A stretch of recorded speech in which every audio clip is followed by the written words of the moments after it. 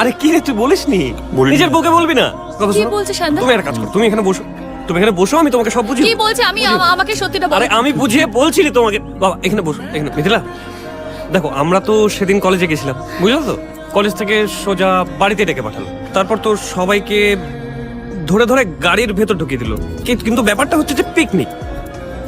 গাড়িটা সোজা চলে গেল পিকনিক স্পটে। তারপর অরিন্দম গাড়ি থেকে নামতেই পল্লবী ওকে জোর করে কোথাও একটা নিয়ে গেল। আসলে কলেজটা তো প্রায় ওদেরই, এখন নাও বলা যায় না, বুঝতে পারছো তো? আমি না বুঝলাম না, আমাকে ছবিগুলো পাঠালো কেন? হ্যাঁ মিথিলা, তোমাকে একটা সত্যিকার একটা স্পষ্ট কথা বলি। না অরিন্দম, তুই আজকে আমাকে আটকাস না। না না আমি বলছি না, তুই বল। অরিন্দম তো দেখতে শুনতে ভালো, তুমি তো জানো। পড়ায়ও খুবই চমৎকার। মানে কত স্টুডেন্টের যে ক্রাশ হয়ে গেছে তুমি জানো। এখন তোমরা তো বিবাহিত, মেয়েদের হিংসে বল। জেলাস আর কি। চা খাবে?